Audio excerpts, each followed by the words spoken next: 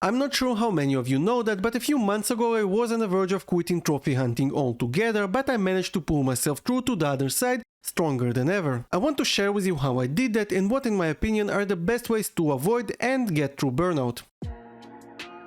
I think that probably the most important tip I can give you is to pace yourself, and this is something I'm really struggling with in everything I do, even this YouTube channel. When I first started out with trophy hunting, I was going all in and pretty much getting between 2 to 3 platinum trophies every single week, and most of them were pretty decent games.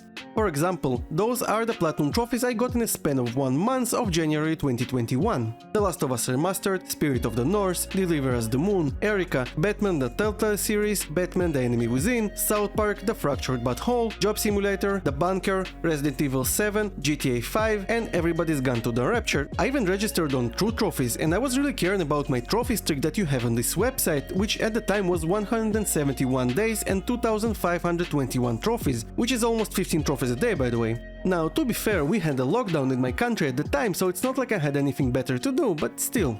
My issue was I was getting tired of guides, trophies, collectibles and the grind that comes with it, and the main reason for it was the fact that I wasn't pacing myself. I basically started doing it for the trophies themselves instead of using them to experience the games to their fullest, so I got to the point that I simply wasn't enjoying it anymore and I had to stop and ask myself, is it even worth it?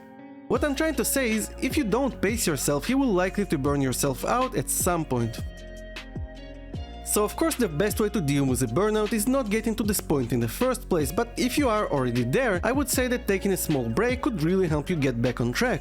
This one might sound obvious, but a lot of people tend to neglect it. I was actually pretty worried that if I take a break I might not come back, but guess what? I took a break from trophies, and gaming for that matter, for about a week and a half, and it felt like a breath of fresh air. I think I didn't realize how much I needed this until I did it. I finally had some time to catch up with some Netflix series, or just to even rest.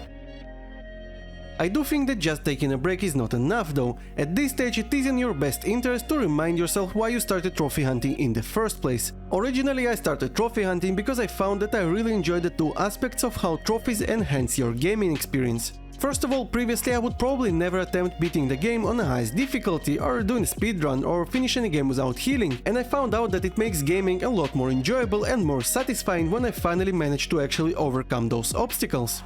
My second reason is, trophies actually let you know when you are done and can move on. When you think about it, how would you know that you finished the game before trophies? Was it when the main storyline was over? Or maybe you finished all the side quests? Or maybe after you absolutely mastered the game? What I'm getting at is, trophies are a way for developers to communicate to players that they have done everything that was intended for them to do and now they can move on. Your reasons might be different, but in the end of the day we all started out because we enjoyed something that trophies provide, so I would advise you to go back to your trophy hunting origins and really think about what your initial motivations were. After nailing down your reasons, I think that the next great step would be starting a challenging game. Big emphasis though, it should be challenging but not grindy with a ton of collectibles, just a game you can throw yourself at and feel satisfied after beating it and getting a platinum trophy. A great game that comes to mind is Resident Evil Village, because yes, it has collectibles and trophies to keep in mind, but you can easily get everything later and just focus on finishing the game on highest difficulty and beating Mercenaries mode first. Of course, the game you pick can and probably should be different, it was just my example, but the idea is to pick a game that would be hard to beat but doable within your skill set and the one you would enjoy playing without giving trophies too much thought. Another thing that really helped me was becoming more casual about trophies moving forward, because the moment you're not having fun anymore, it becomes a job that you pay your own money to do. Obviously the fun factor would be different for every one of you, and I know that some people really enjoy the leaderboards, etc., so I'll just share my own current approach. I still care about completion rate and leaderboards to some extent, but I just accepted that I will never be number one anyway, so no reason to stress about it.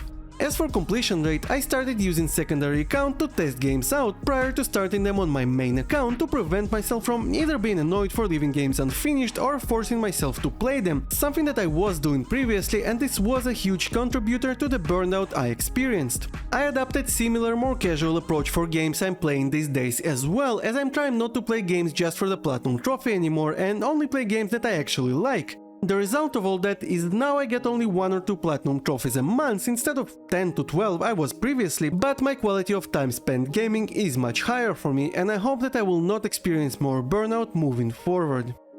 If you enjoyed this video, subscribe to me as I make gaming and trophy hunting content at least once a week. Thank you for watching.